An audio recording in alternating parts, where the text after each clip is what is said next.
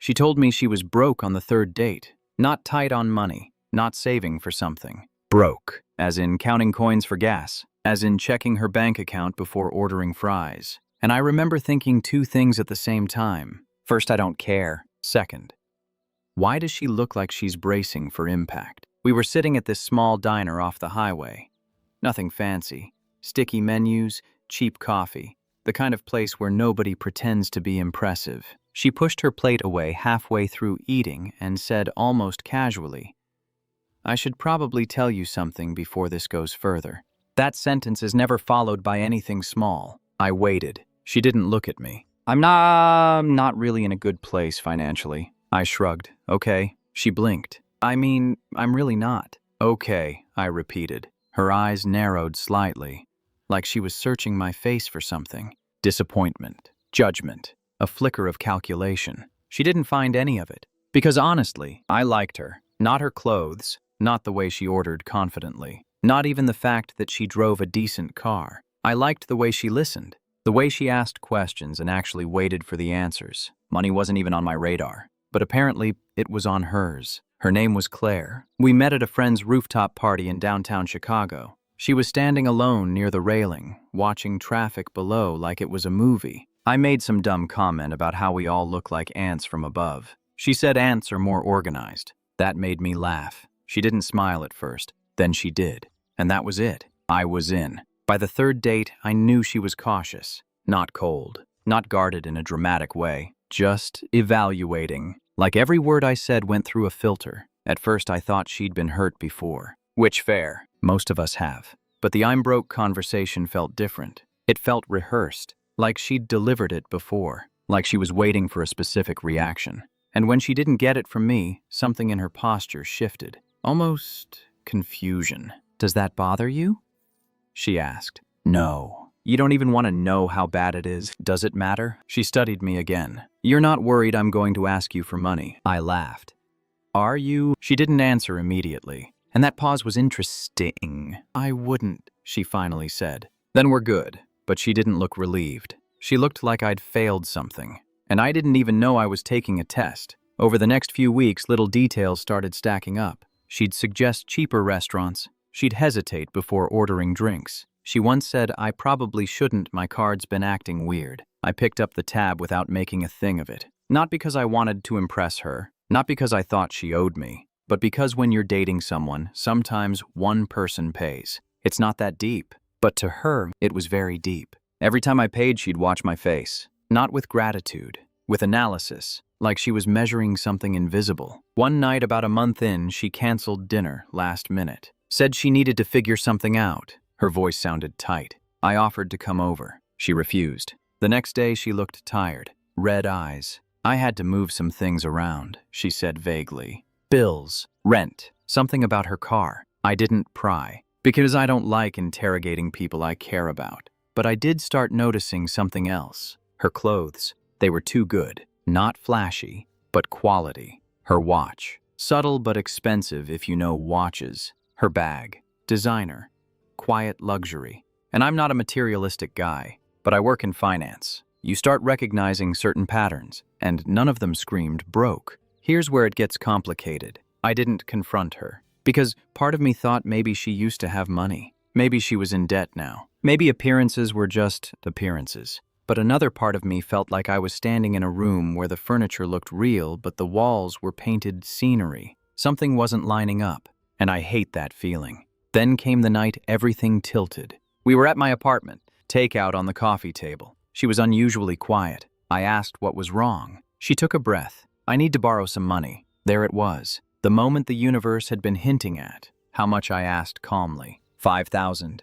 $5,000. And she said it like she was asking to borrow 50. For a second, I just stared at her. Not angry, not shocked, just processing. "Is this about rent?" I asked. "No." "Car?" "No." "Then what?" She looked down. "It's complicated." That word again. Complicated. People use that word when they don't want to tell the truth. I didn't say no, but I didn't say yes either. I need to understand what it's for. I can't tell you. That's when something in my chest tightened. You can't tell me. It's personal. You're asking me for $5,000. I know. And you can't tell me what it's for. She looked hurt, like I'd disappointed her. And that's when the weirdest thought crossed my mind. This isn't about the money. This is about something else. Is this a test? I asked quietly. Her head snapped up. What? A test? That's ridiculous. But she didn't laugh. She didn't look confused. She looked defensive. And I've seen that look before. On clients, on colleagues, on people who don't want to get caught. Claire, I said slowly, are you actually broke? Silence. You ever ask a question and feel the temperature in the room drop? That's what happened. She stood up. You don't trust me. That's not what I asked. You think I'm manipulating you. Are you? Her jaw tightened. And instead of answering, she grabbed her bag. I can't believe you'd think that. And she left. Just like that. Door shut. Silence. And me sitting on the couch staring at $5,000 worth of tension. Here's the thing. If she was genuinely struggling, I would have helped. Not blindly, but reasonably. But if she was testing me, if this whole I'm broke narrative was some kind of character assessment, then we have a bigger problem. Because you don't build trust by staging traps. 2 days passed. No calls. No texts. On the third day, she sent one message. I need to explain. No apology. No context. Just that. And against my better judgment, I agreed to meet her. Because I needed to know, was I dating someone in trouble? Or was I dating someone who sees relationships as experiments? We met at the same diner where she first told me she was broke. She chose it. Interesting. She looked composed. Almost too composed. I wasn't honest, she said immediately. About time. About what? I'm not broke. I didn't react. I just waited. My family has money. There it is. I've never had to worry about rent. Okay. I told you I was broke because I needed to know something. I leaned back. Needed to know what. If you'd stay. Stay. From what? You said you didn't care about money, she continued. But everyone says that. And I've dated men who pretended not to care until they realized I had it. So you lied to see if I'd treat you differently. Yes. And the 5,000, her eyes flickered. That was the final part. Final part. Like this was a structured assessment. Phase 1, pretend to struggle. Phase 2, escalate. Phase 3, measure reaction. I felt something shift inside me. Not anger, something colder. Disappointment. So what was the passing score, I asked. She frowned. That's not fair. No, actually, it's exactly fair. I just needed to know you weren't with me for money. You could have just watched how I treated you. I needed certainty. Certainty. You don't get certainty in relationships. You get risk. You get vulnerability. You get trust. And she chose control instead. You realize what this says about you, right? I asked quietly. Her expression hardened. It says I've been used before. It says you don't know how to trust without manipulating the situation. That one landed. I saw it. But she didn't back down. You passed, she said softly. I actually laughed. Passed? Yes. I'm not taking your test. And here's where things get real. Because even after the lie, even after realizing she staged an entire financial persona, even after the fake desperation, I still liked her. And that pissed me off. Because attraction doesn't turn off just because logic says it should. You didn't even hesitate, she said. When I asked for 5,000, I did hesitate, but you didn't say no, because I care about you, and that's what I needed to see. No, I said calmly. What you needed to see is whether I'd sacrifice boundaries for you. Her eyes widened slightly, because that hadn't crossed her mind, or maybe it had. Here's the part I didn't expect. I didn't want a man who would walk away when things got hard, she said. So you created fake hardship. Yes. And you don't see the irony in that. She looked down. For the first time since we started talking. She looked unsure. You humiliated me, I said quietly. Her head snapped up. I did not. You made me sit there wondering if the woman I'm dating is in financial crisis. You made me question whether I should rescue you. You staged vulnerability. Her voice softened. I didn't mean to hurt you. I know. And that's the worst part. She didn't do it to be cruel. She did it because she's scared. And scared people do strange things. But that doesn't mean you reward them for it. I need time, I said. Her face changed instantly. You're leaving. I'm thinking. You said you don't care about money. I don't. Then why does this matter so much? Because it's not about money. It's about respect. It's about whether you see me as a partner or a subject in your experiment. I walked out of that diner more confused than when I walked in, because now I know the truth. She's not broke. She's not desperate. She's careful, calculated, and afraid. And now I have to decide something much bigger than whether I date someone poor. I have to decide whether I can date someone who doesn't believe in trust.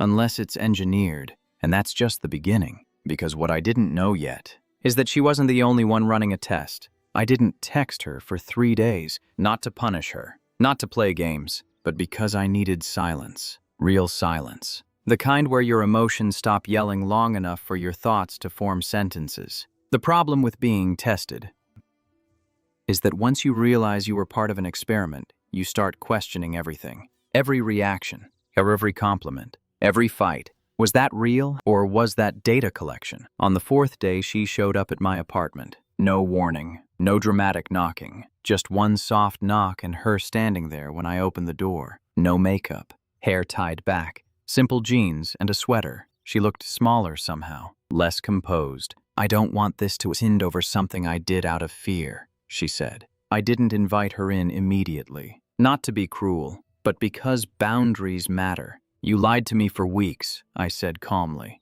I know. You constructed a fake financial identity. I know. You asked me for $5,000. She flinched at that one. I know. She kept saying it like confession would equal correction. It doesn't. I let her in. We sat across from each other. No touching. No easy warmth. Just two people, aware that something fragile had been cracked. I've been used before, she said again. You told me that. I dated a guy in college who stayed until he found out my family had money. And then he changed. How? He stopped seeing me as a person. That line hit differently, because that's real. Money doesn't just attract people. It changes the way they treat you. It distorts things. I didn't want that again, she continued. So you decided to start from the opposite extreme. Yes. And control the narrative. Silence. Because that's what she did. She controlled the setup. She removed the variable of wealth. She watched how I behaved under perceived scarcity. She wasn't dating. She was auditing. I need you to understand something, I said. You didn't test whether I loved you. You tested whether I'd tolerate chaos. Her brow furrowed. What? You created a crisis. Fake bills. Fake stress. A fake request for $5,000. Her jaw tightened.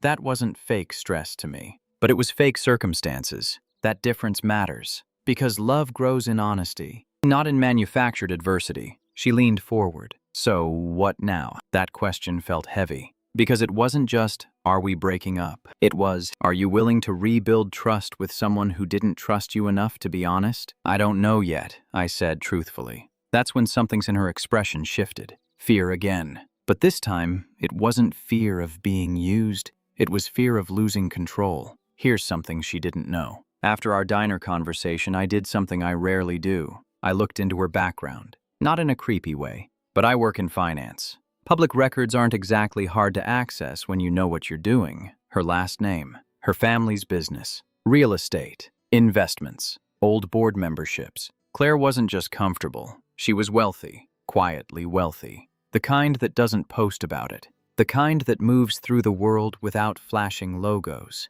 Which made her fake broke persona even more calculated. She didn't just pretend. She studied the role. The more I thought about it, the more I realized something. She wasn't testing whether I'd stay through hardship. She was testing whether I'd rescue her. That $5,000 request, that wasn't random. It was a pressure point. If I'd handed it over without hesitation, what would that have proven? Generosity, or lack of boundaries. And here's the uncomfortable part. I almost said yes. Not because I'm reckless, but because I care. And that realization unsettled me more than her lie. Can I ask you something? I said. She nodded. If I had wired you $5,000 that night without asking questions, what would you have thought? She hesitated, then answered honestly. I would have felt safe. Safe. Not impressed. Not grateful. Safe. You see how that's a problem? Her face tightened. No. You don't feel safe because someone throws money at you. You feel safe because someone respects you enough to ask hard questions. She didn't respond,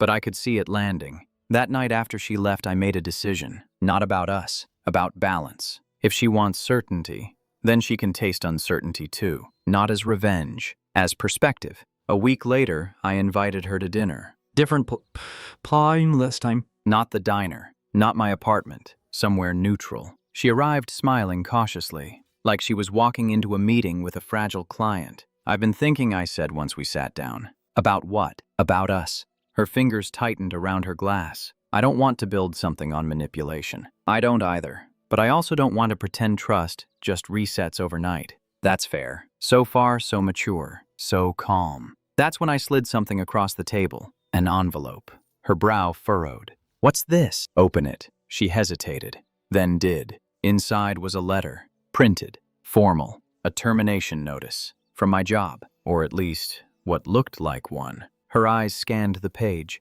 and I watched her, carefully. Her breathing changed first, then her posture, then her eyes lifted to mine. "What is this?" "I got laid off." The words felt heavy, even fake. The company's restructuring.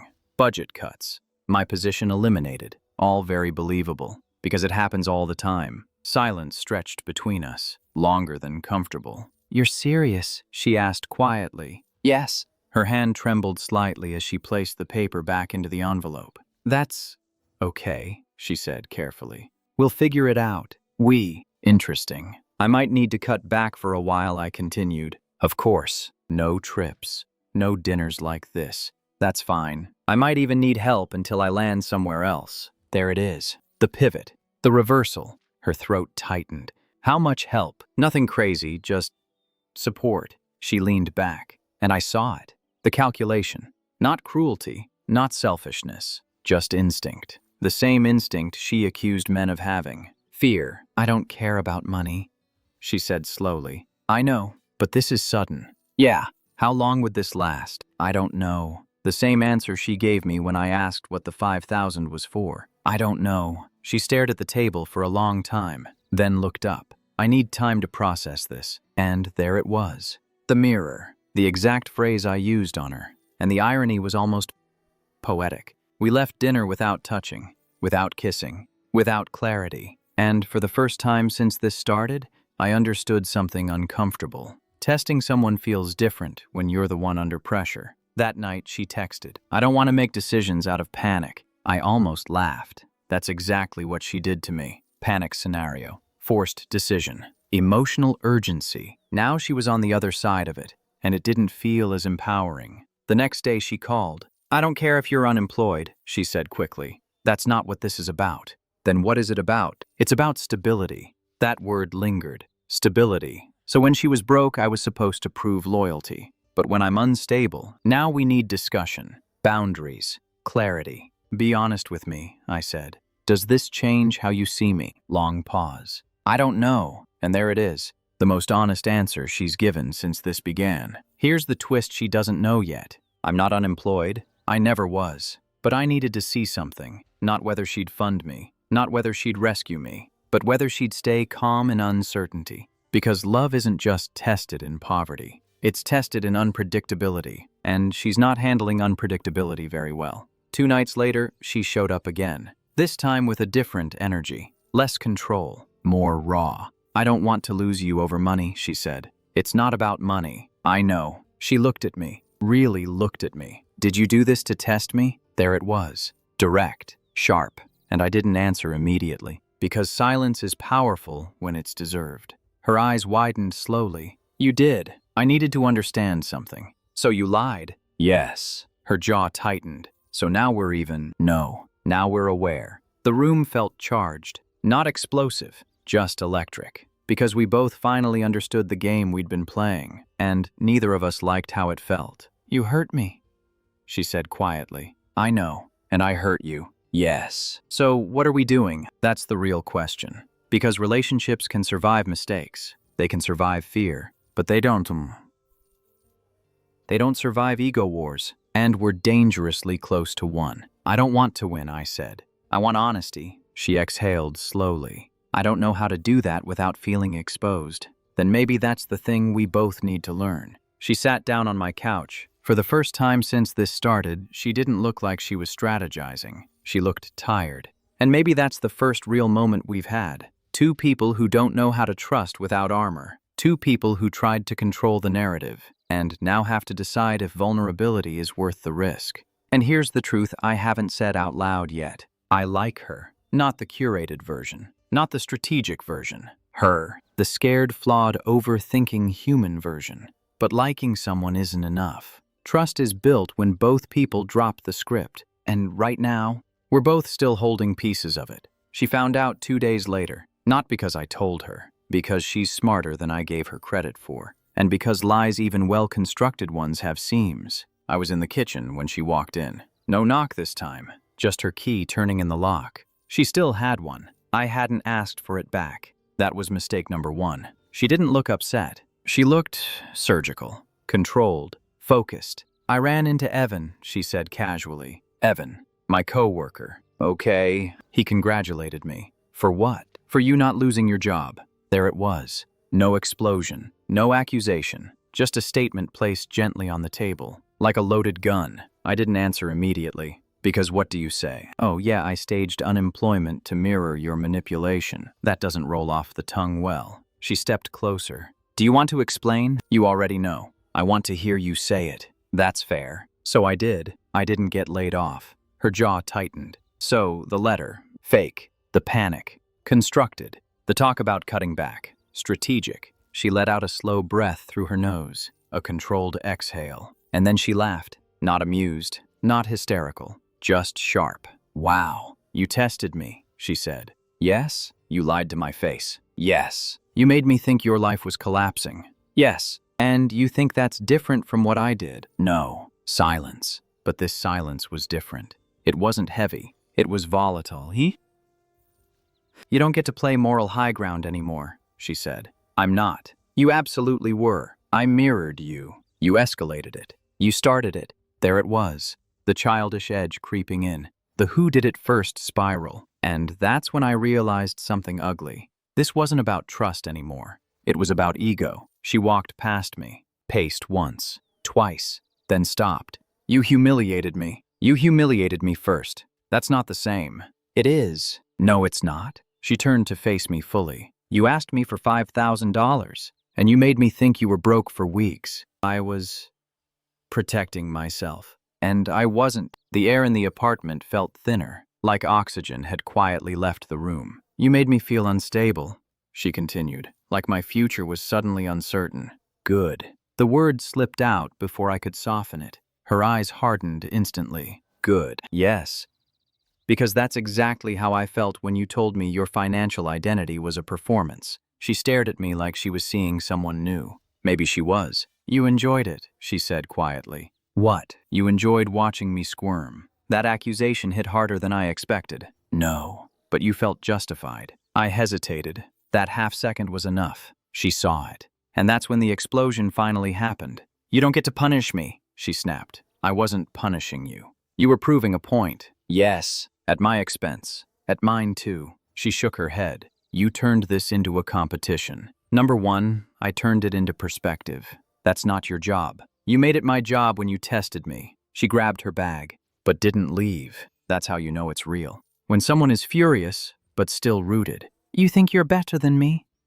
She said. No. You think because you didn't grow up with money, you understand integrity better. That's not what this is about. It is. And then she said something I wasn't prepared for. My father does this. I blinked. What? He tests people. That stopped everything. She laughed bitterly. You think I invented this? The room shifted. Because suddenly this wasn't just about her. My dad runs background checks on every guy I've dated. I stared at her. What? He once hired someone to follow a boyfriend. That's insane. Yes. And you think that's normal? No. Then why are you repeating it? Her breathing was uneven now. Not angry, wounded. I grew up watching men change when they saw numbers. Then maybe you should have let me be a man instead of a subject. That landed. Hard. She looked like I'd taken something out of her hands, something she'd been clutching since she was younger. You don't understand what it's like, she said quietly. Then explain it. When you grow up wealthy, you never know if people love you, or the lifestyle. And you think pretending to be broke solves that. It removes the incentive. No, I said softly.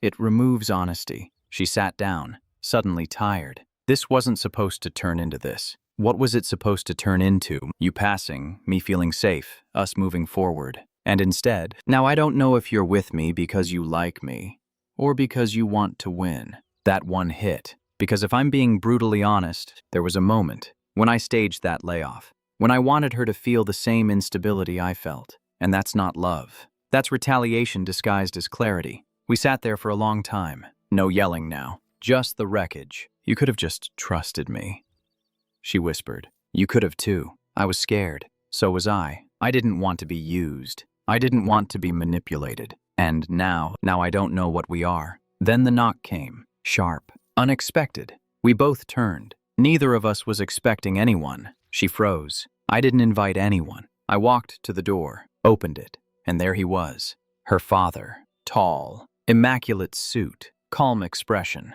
Eyes that scan rooms like assets. Good afternoon, he said smoothly. Claire's face drained it of color. Dad. I was in the area, he said, stepping inside without being invited. Of course he was. Men like him don't wait for permission. I thought I'd finally meet the young man.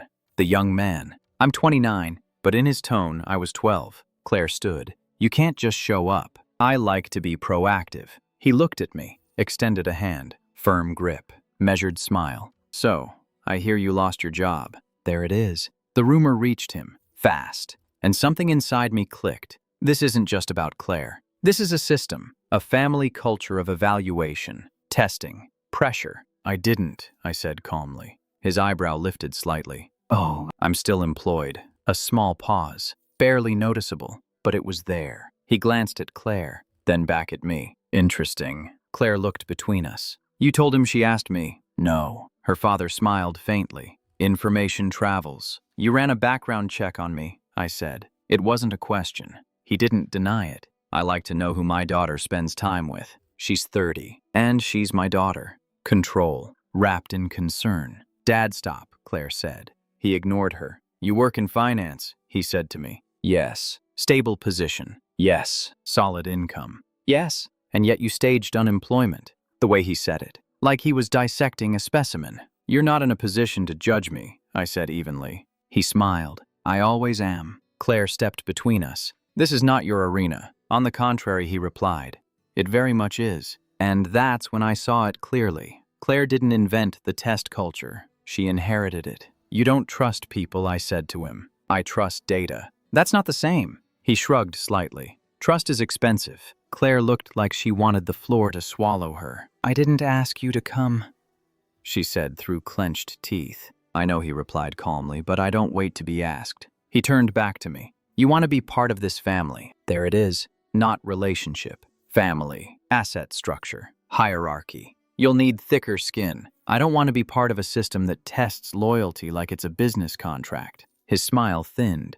Then perhaps you're not a good fit. And that's when the tension snapped. I'm not applying for a position, I said quietly. I'm dating your daughter, and if you can't handle pressure, I can handle pressure. Can you handle scrutiny? I can handle respect. That one changed the air, because he doesn't speak the language of respect. He speaks the language of leverage. Claire stepped forward. Stop, both of you. Her voice shook. Not weak, just overwhelmed. I don't want this. Her father's expression softened slightly. You want stability. I want autonomy. He paused. That word doesn't sit well with men like him. I won't apologize for protecting what's mine, he said. Claire's face hardened. I'm not yours. Silence. The real kind. Not volatile, just heavy. And for the first time I saw something in her that wasn't fear. It was defiance. Her father straightened his jacket. Very well, he said calmly. But understand this. He looked at me. If you hurt her, you won't just answer to her. I didn't flinch. If she hurts me, who answers to that? He didn't respond. Because in his world, that question doesn't exist. He left without another word. Door closed. Apartment quiet. Claire leaned against the wall, breathing uneven. I'm sorry, she whispered. For what? For bringing this into your life. I looked at her, really looked at her. And for the first time, I saw the full picture. Not just the girl who faked being broke. Not just the woman who tested me. But someone raised inside a system where love was conditional on proof. I don't want to live like this, she said. Then don't. It's not that simple. It never is. The explosion is over. But the fallout, that's coming. Because now it's not just about whether we trust each other. It's about whether we can build something outside the gravity of her family. And that's a different war entirely. After her father left, the apartment felt different, not quieter, heavier, like the walls had heard too much. Claire didn't cry. That surprised me. She just stood there, staring at the door long after it closed, like she was watching a version of herself walk out with him. I hate that he does that, she said finally. You mean showing up uninvited? No, she swallowed. I hate that part of me thinks he's right. That's the most honest thing she's said since I met her. You think I'm not stable, I said. I think. She paused, choosing carefully. I don't know how to build something without a safety net. And there it is. The real issue. Not money. Not tests. Not even pride. Security. She doesn't know how to love without backup plans. I don't want to be evaluated every time life shifts, I said quietly. I don't want to live under his microscope.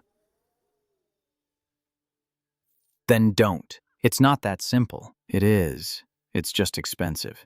That word hung there. Expensive. Because cutting emotional dependency on someone like her father doesn't just cost money. It costs access, influence, comfort, identity. I don't want to choose between you and my family, she said. I'm not asking you to, but you kind of are. No, I shook my head.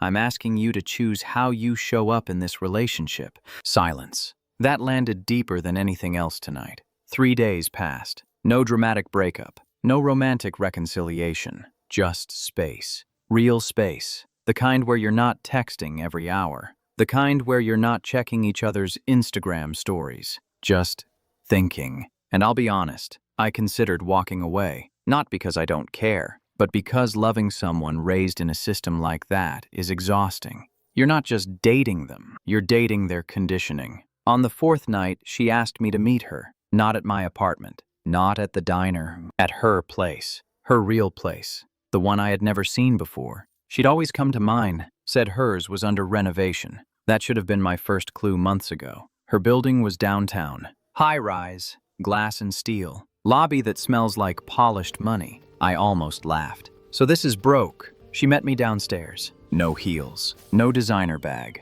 just jeans, white shirt. Hair down, nervous. Come up, she said. Her apartment was exactly what you'd expect. Minimalist. Expensive art. Floor-to-ceiling windows. The kind of place that makes you stand a little straighter without meaning to. I didn't want you to see this, she said quietly. Why? Because I didn't know if you'd look at me differently. I don't. I know that now. That now mattered. She walked to the window, looked out over the city. I called my father. I didn't react. What did you say? I told him to stop interfering. And he said I'd regret it. Will you? She hesitated, then answered honestly. I don't know. She turned to face me. I transferred everything out of the account he controls. That made me blink. What? I still have money, but it's mine now. That's a big move. Yes. He won't like that. I know. There it is. Consequences. Real ones. Not emotional tests. Actual decisions. I don't want to test you anymore, she said. I don't want to test anyone. Then don't. I'm trying. She walked closer, stopped just short of touching me. I was scared you'd leave if I showed you everything. I almost did. I know. And I might still. Her breath caught slightly. But not because of your money. She nodded. I know. Here's the part that matters. She didn't beg. She didn't cry. She didn't try to convince me. She just stood there, exposed. No performance. No experiment. Just her. And that's the first time I felt like I wasn't being evaluated. I can't promise I won't get scared again, she said quietly. I can't promise I won't react badly. I don't need perfect. What do you need? I need you to talk to me instead of designing scenarios. She nodded. I can do that. And I need to know that when life shifts, because it will, you won't start calculating whether I'm an asset or a liability. Her eyes softened. I don't see you that way. You did. She held my gaze. I was wrong. No defense. No spin. Just that. I was wrong. I walked to the window beside her. City lights below. So many lives happening at once. So many people pretending they're in control. You know what the difference is between a test and trust, I said. What? A test assumes failure. She absorbed that slowly. Trust assumes choice. She finally reached for my hand. Not desperate. Not dramatic. Just human. I choose you, she said. That line would sound cheesy in any other context. But here, it felt earned. Then understand something I said. If you ever stage something like that again, I'm gone. No raised voice. No threat. Just boundary. She nodded. Fair. And if I ever retaliate instead of communicate, she squeezed my hand slightly. I'm gone. Also fair. We didn't kiss dramatically. We didn't collapse into each other. We just stood there. Two flawed people who nearly destroyed something good because we were afraid of being used. Her phone buzzed. She glanced at it. Her father's name lit up the screen. She looked at me, then at the phone, and she let it ring. That was louder than anything she said tonight. Weeks passed. No more fake crises. No background checks that I know of. No staged financial disasters. Just normal things. Coffee. Arguments about where to eat. Laundry. Real life. Messy, untested, unmeasured life. And sometimes when something small goes wrong, like a delayed paycheck or a car issue, I see the old instinct flicker in her eyes. The urge to analyze, to measure, to control. But now she pauses, and she talks instead. And that's growth. Not perfection, growth. People think the opposite of love is hate. It's not. It's control. Love requires risk. Control eliminates it. We both tried to eliminate risk, and almost eliminated each other. Instead, will it last forever? I don't know. Nobody does. But here's what I know. She's not pretending to be broke anymore. And I'm not pretending to be invulnerable, and maybe that's enough. Because in the end, the real test wasn't about money. It was about whether we were brave enough to stop testing at all.